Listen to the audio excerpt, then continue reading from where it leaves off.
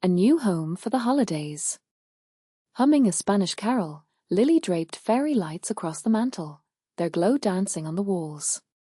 The air, sharp with pine, held a whisper of cinnamon from simmering potpourri. This first Christmas in their new place had to be flawless. Garlands cascaded down the staircase, paper snowflakes dotted the windows, and a towering Fraser dominated the corner, a blank canvas awaiting ornaments. "Looks incredible, Lils," a Tom murmured, appearing in the doorway, a travel mug warming his hands. But the usual spark in his voice was absent. Lily noticed the rigid line of his mouth. "Everything all right?" He sighed, raking fingers through his already tousled hair. "Just thinking about Mom and Dad. Big day tomorrow, right? Crack of dawn arrival?" Lily summoned a bright smile. "Bright and early. More than enough time for us to dazzle them with our Yuletide charm." Her stomach fluttered with apprehension. The Grumbleys weren't exactly known for cheer. Constructive criticism was more their style. Tom grimaced. I really want them to love the house. And, or us." "They will," Lily asserted, though a seed of doubt had already been planted. She'd obsessed over every detail for weeks, from the pristine guest room to the meticulously planned feast. She longed to impress, not only for Tom's sake, but to prove her own worth. To show she was the right woman for their son. "They're discerning," a Tom offered, taking a nervous sip. "Discerning is putting it mildly," a Lily retorted, unable to completely mask the wryness in her tone. "But relax. We've got this. We're a unit." She walked over, looping her arms around his neck. "Besides," she added, tilting her head with a playful glint in her eyes, "I'm planning a gingerbread house competition. What could possibly go wrong?" He managed a wan smile. "You haven't experienced my mother's competitive fire when it comes to flour and sugar." Lily squeezed his hand. "Then we'll just construct a gingerbread palace so spectacular, they'll be speechless. We'll bury any potential complaints under a mountain of candy." A chuckle escaped him, the set of his shoulders loosening. All right. A palace it is." He kissed her forehead. "Thanks, Lils. For everything." Lily smiled, banishing her own creeping worries. She would conjure a perfect Christmas, Grumbleys or no Grumbleys. Their new home deserved nothing less than a flawless celebration. The Grumbleys arrive. A vintage station wagon, affectionately nicknamed the Whaler by Tom, lumbered up the driveway, coughing exhaust like a disgruntled dragon. Lily plastered on a smile, adjusting the festive wreath on the door for the 5th time. Tom squeezed her hand, his own clammy. "They're here," he stated, unnecessarily. Beatrice Grumbly emerged first, a vision in a perfectly tailored tweed suit and a scarf that screamed expensive. Her gaze swept over the house, lingering on the slightly crooked gingerbread men adorning the porch railing. "Well," she said, her tone suggesting anything but, "It's certainly colourful." Mr. Grumbly, a stooped figure with a perpetual frown etched into his face, followed, wrestling a reluctant Buster, their ancient beagle, from the back seat. "He's put on weight, hasn't he?" he commented, handing Buster's leash to Lily with a grunt. "Are you sure you're not overfeeding him?" Lily swallowed, forcing a bright tone. "He gets plenty of exercise. We go for walks every day." Beatrice's eyes narrowed, taking in the Christmas tree visible through the living room window. "Artificial, I see. Tom always loved a real tree when he was little. The scent, the authenticity." Inside, Mr. Grumbly tested the mattress in the guest room with a suspicious poke. Not much support here. I have a bad back, you know. Hope you've got extra pillows. He ran a finger along the windowsill, inspecting for dust. Lily's heart sank. She'd spent all morning scrubbing. Later, Beatrice cornered Lily in the kitchen, ostensibly to offer help with dinner. This glaze. Are you sure you're using enough sugar? Tom always had a sweet tooth. 3 always hung in the air, a silent reminder that Lily was a newcomer, an amateur in the art of pleasing Tom. Lily carefully avoided Tom's eyes. He was unpacking the car, seemingly oblivious, or perhaps deliberately blind, to the subtle digs. Each comment, each critical glance, chipped away at her carefully constructed festive cheer, leaving her feeling small and inadequate. The aroma of roasting vegetables, usually so comforting, now felt like another test she was destined to fail. Undermining traditions. They just want everything to be perfect for Christmas, Tom said, wrapping an arm around Lily as she stared out the kitchen window. Snow fell in thick, silent flakes, blanketing the yard. You know Mom. She fusses. Lily leaned into him, but her voice was flat. Fussing is one thing, Tom. Rewriting my entire menu is another. She had envisioned a vibrant, Latin-inspired feast, a fusion of her heritage and Christmas traditions. Now, Beatrice had subtly replaced the roasted pork with a traditional ham, suggested mashed potatoes instead of yucca fries, and hinted that her apple pie was simply expected after dinner. Look, I'll talk to her, Tom promised, kissing her temple. Maybe we can sneak in the yucca fries as a side? Dinner negotiations proved fruitless. Beatrice, all smiles and feigned innocence, insisted a traditional Christmas dinner was what everyone wanted. Robert, meanwhile, chimed in about the importance of sticking to what works. Lily felt her carefully constructed holiday crumble. Later that evening, the battleground shifted. Buster, usually a bundle of energy, was curled up at Lily's feet, finally calmed after a new training technique she'd read about. Robert eyed them both skeptically. He seems awfully quiet, he observed, his voice laced with concern. Are you sure that silent treatment is good for him? Dogs need affection, Lily. Not to be ignored. It's not ignoring him, Robert, Lily said, her voice tight. It's about establishing boundaries. He gets plenty of affection. Beatrice joined in, her tone sickly sweet. We always found a firm voice and a gentle hand worked wonders. Remember, Tom, when you were a puppy? Tom chuckled nervously. Yeah, Mom, I remember. Lily excused herself, heading upstairs. The air felt thick, suffocating. She needed to breathe, to create, to escape the constant, subtle undermining. In the guest room, she pulled out her paints, the vibrant colors a stark contrast to the bleak landscape outside, and the bleakness creeping into her Christmas. A helping hand? Let me help with those dishes, dear, Mrs. Grumbly chirped, already rolling up the sleeves of her floral blouse. Lily, mid-rinse, offered a weak smile. Oh, you don't have to, really. I'm almost done. But Mrs. Grumbly was not to be deterred.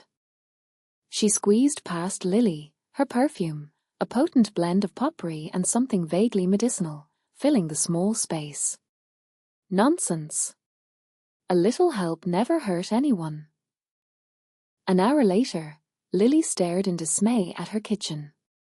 Mrs. Grumbly hadn't just helped, she'd executed a hostile takeover. Pots and pans, once neatly arranged according to size and frequency of use, were now stacked precariously in a corner. The spice rack, previously alphabetized and color-coded, was a chaotic jumble. Where are my spice mixes? Lily asked, trying to keep her voice level. Mrs. Grumbly, humming a tuneless melody, was busy wiping down the already spotless countertop. Oh, those? All gone, dear. They looked a bit dusty. Probably past their prime. Lily's stomach plummeted. Those weren't just spices, they were carefully crafted blends, each one a small piece of her culinary soul. The Christmas rub, the Moroccan tagine blend, the secret ingredient for her famous gingerbread cookies, all gone. Dusty? Lily repeated, her voice rising despite her best efforts. Those were brand new. I made them myself. Mrs. Grumbly turned, her smile strained. Well, they looked rather homemade. Store-bought is always more reliable, you know. And honestly, Lily, this kitchen was a disaster. I've simply brought a little order to the chaos. Tom walked in, drawn by the raised voices. He looked from Lily's flushed face to his mother's pursed lips.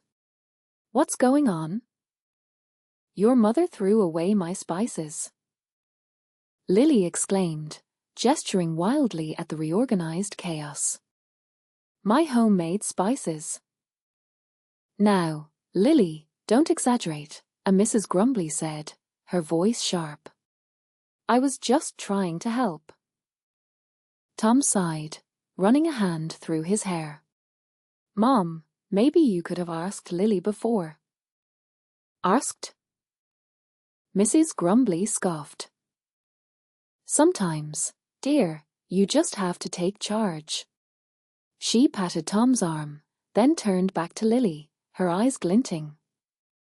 Consider it a Christmas cleaning. A fresh start for the new year. Questioning choices. The fire chortled in the hearth, casting elongated, restless shapes against the mahogany panels of Tom's childhood den. Aromatic fumes of aged brandy wafted as Mr. Grumbly rotated the snifter in his hand. Across from him, Tom felt that old familiar clench in his gut. So, Tom, Mr. Grumbly rumbled, his voice a low register. Still or at the bookstore, are we? Tom managed a nod, pasting on a semblance of a smile. Yer, Dad, it's going well.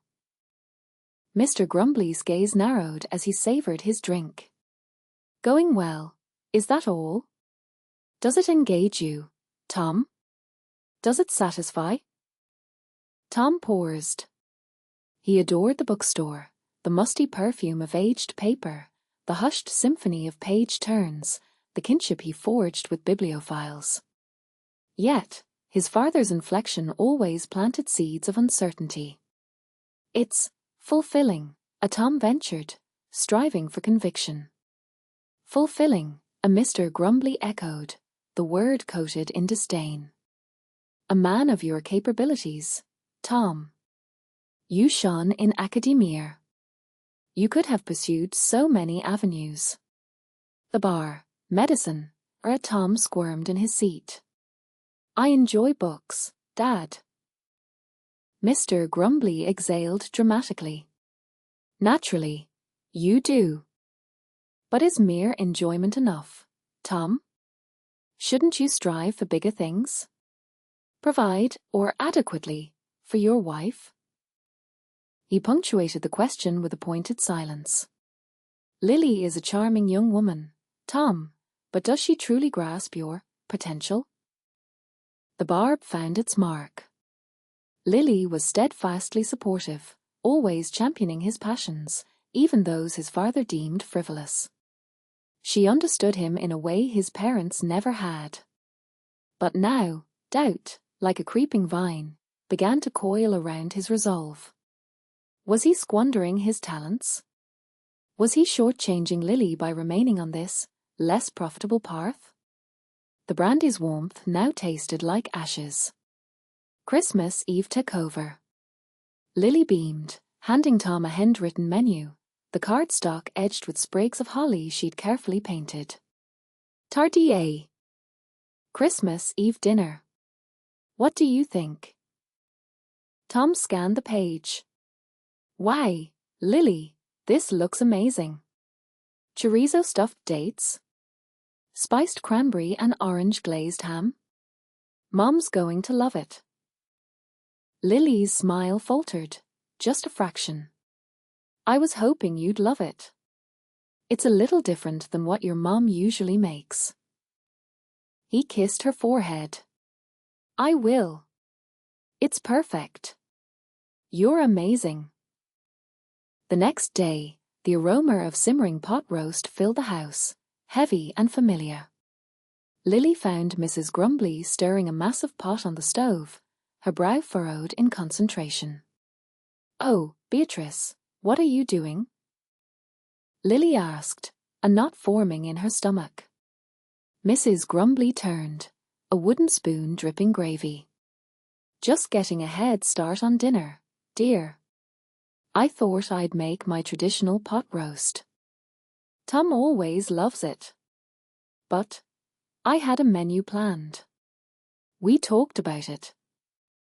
Lily's voice was barely a whisper. Beatrice waved a dismissive hand. Oh, that sounded interesting, dear. But Christmas Eve is about tradition. And frankly, I wasn't sure anyone would really enjoy that different food. I picked up the ingredients yesterday. You had so many things for me to buy that I didn't think you would mind if I made the pot roast for tonight. Lily stared at the bubbling concoction, the vibrant, carefully chosen ingredients for her meal fading into a distant dream. She watched as Mrs. Grumbly efficiently commandeered the kitchen, pulling out potatoes for mashing, opening cans of green beans, the scent of her own carefully planned meal being slowly suffocated. Lily felt herself shrinking, becoming smaller and smaller in her own kitchen. Tom walked in, kissed his mom on the cheek, and opened a beer, oblivious. The air hung thick with the smell of Mrs. Grumbly's Christmas, and Lily felt utterly invisible. Gifts and grievances. Christmas morning at the Grumblies always began with a flurry of wrapping paper and forced cheer. Lily watched, a knot tightening in her stomach, as Beatrice meticulously unwrapped the hand-painted silk scarf Lily had spent weeks creating. The delicate irises, painstakingly rendered in vibrant hues, seemed to pale under Beatrice's scrutiny. Silk, Beatrice finally said, her tone more assessment than appreciation. Well, isn't that thoughtful? She held it up to the light, a frown etching itself onto her face. It's just that Tom once gave me a cashmere wrap, so wonderfully warm. Perfect for winter walks. Tom shifted beside Lily on the sofa, his cheeks flushed. He avoided her gaze, picking at a loose thread on his sweater. Mr. Grumbly was already dissecting his gift, a handcrafted wooden bird feeder, shaped like a miniature Victorian house.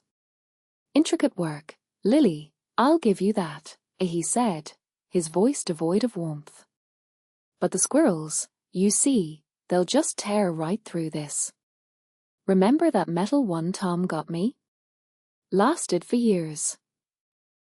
Lily's carefully constructed smile began to crack. She'd poured hours into these gifts, envisioning the joy they would bring.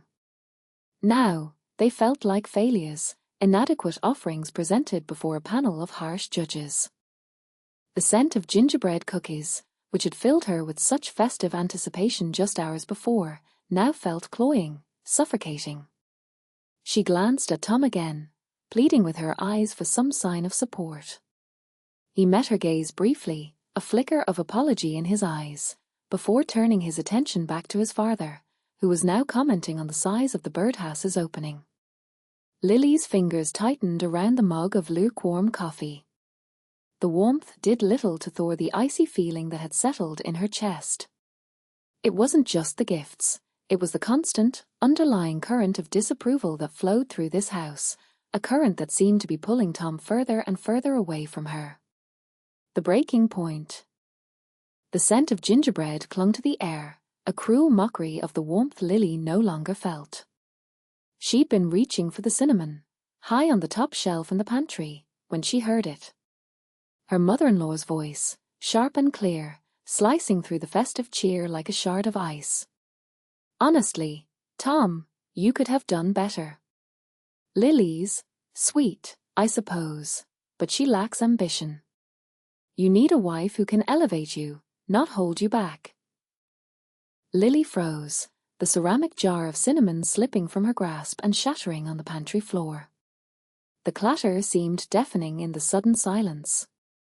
She pressed herself against the shelves, heart hammering against her ribs. "Mom, please," Tom's voice, usually so steady, was laced with a weariness that twisted in Lily's gut. "Don't, Mom, please me. You're a grumbly, Tom. We have standards. And frankly, this or baking hobby of hers? It's hardly befitting." Lily backed out of the pantry, each step a crushing blow. She found Tom in the living room, arranging ornaments on the tree, his face a mask of forced cheer. Mrs. Grumbly was nowhere in sight. "Tom," Lily said, her voice trembling. He turned, a smile already forming. "Hey, sweetie. Everything okay?" "I thought I heard." He trailed off, noticing the look on her face. "I heard what she said, Tom. In the pantry." His face paled. "Lily, she thinks I'm holding you back. That I'm not good enough. That my baking hobby is an embarrassment." The words tumbled out, a dam finally breaking. "And you just stand there and let her, Tom. You let her undermine everything I do, everything I am." Tears welled, blurring her vision. "It's not just the comments, Tom. It's the way she looks at me, like I'm some sort of ear project. Like she's trying to replace me with someone more grumbly. Someone you deserve." She swiped at her cheeks, the scent of gingerbread now acrid in her nostrils. "I can't do this anymore, Tom. I just can't."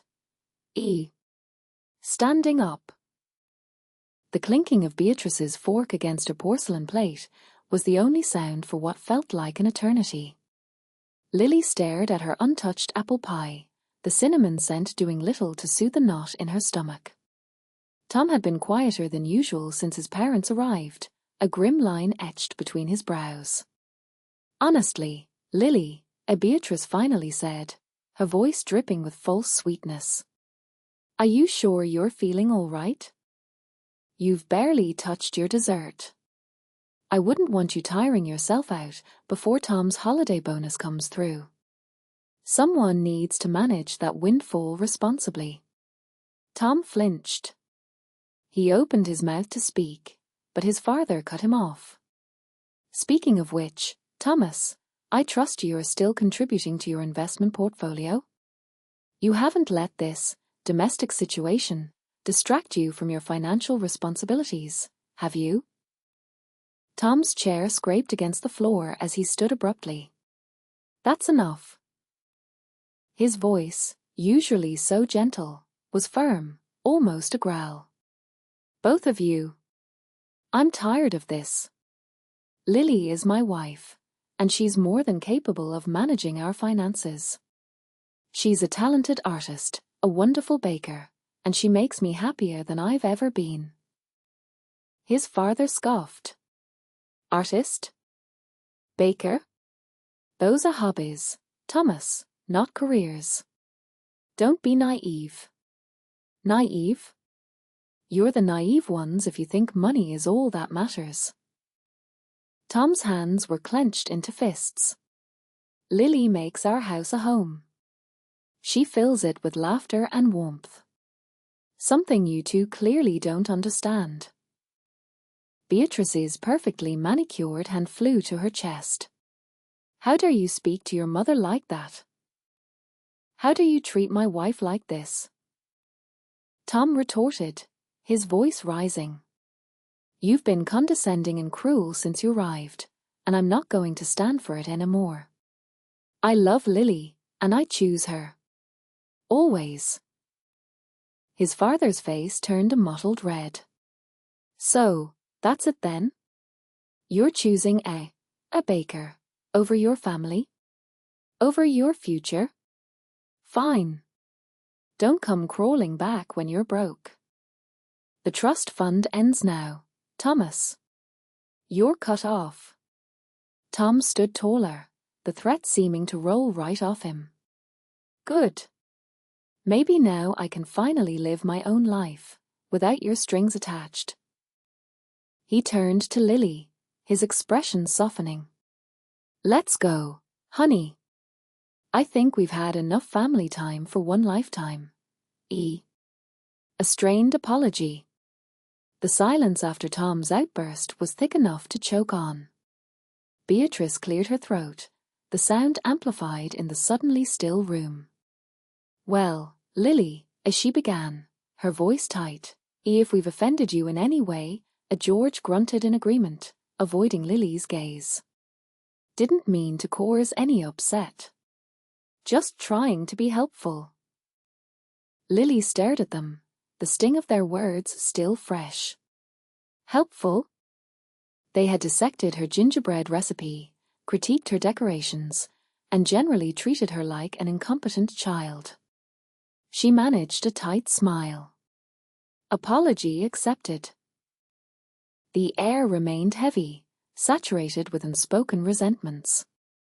Tom reached for her hand, his palm warm against hers. He squeezed gently, a silent plea for understanding. Lily met his eyes, seeing the apology he couldn't voice. Dinner was a strained affair. Beatrice commented on the dryness of the turkey, George complained about the lack of gravy, and Tom, usually so cheerful, ate in silence, his eyes darting between Lily and his parents. Lily picked at her food, the joy she usually found in creating a beautiful Christmas feast completely extinguished. The flickering candles on the table cast long, dancing shadows, making the room feel even smaller, more confined. Later, as they were clearing the table, Tom caught Lily's eye. He mouthed, I'm sorry, his expression filled with remorse. Lily nodded, her heart aching. It wasn't enough. It wouldn't erase the past few days, the casual cruelty disguised as concern. But it was a start.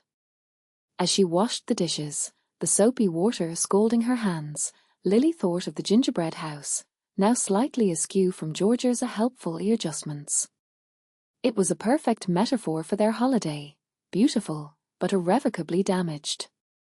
She glanced at Tom, leaning against the counter, his face etched with worry. They had a long road ahead of them, a road paved with awkward conversations and uncomfortable silences. But they would face it together. She hoped. Building our own traditions. The thud of slammed car doors punctuated the evening hush, followed by the tire's gritty departure on the frosted driveway. From the window, Lily followed the receding crimson glow of the Grumblies' vehicle. A breath, half relief, half weariness, feathered from her lips. Tom approached soundlessly, encircling her waist. They've gone, he murmured, his breath warm against her temple. She nestled against him, drawing comfort from his nearness. Yes, finally. A quiet settled, broken only by the heart's cheerful pops and sighs. Turning in his embrace, Lily's eyes searched his. Tom, we need to talk. He nodded, a shadow crossing his features. He'd anticipated this reckoning. This can't continue, she stated, her voice resolute despite a telltale tremor in her hands. Their assessments, their criticisms, they're eroding us. Tom drew her close. I know, Lily. I see the effect. And I'm so sorry. I should have spoken up. Shielded us both. She framed his face with her hands. It's not simply about confronting them, Tom. It's about us. About forging a life that's authentically ours, not a pale imitation of theirs. He clasped her hands, his thumbs making gentle circles on her skin. What are you suggesting? I'm suggesting, Lily inhaled deeply, we need to establish our own rituals. Our distinctive way of celebrating. Christmas, birthdays, everything. We need to craft memories infused with our love, our laughter, our particular brand of crazy, not just, well, you understand. A slow dawn of understanding lit Tom's face. So, a moratorium on grumbly fruitcake?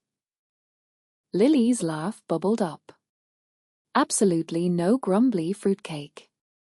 And perhaps, she added, eyes gleaming with playful intent, perhaps we inaugurate a new tradition immediately. Something uniquely ours. She guided him to the sofa facing the fire, nestling beside him as he draped a throw around them both. How about we brainstorm? She proposed, snatching a notepad and pen from the nearby table. A catalogue of everything we envision for future Christmases. No mandates, no obligations, simply us. Tom kissed her hair. I like the sound of that. And no grumbly carols allowed, either. Lily grinned. Agreed. First on the agenda, homemade tamales on Christmas Eve. And as the fire chuckled softly, they began to dream, to conceive, to construct their own traditions, one loving choice at a time.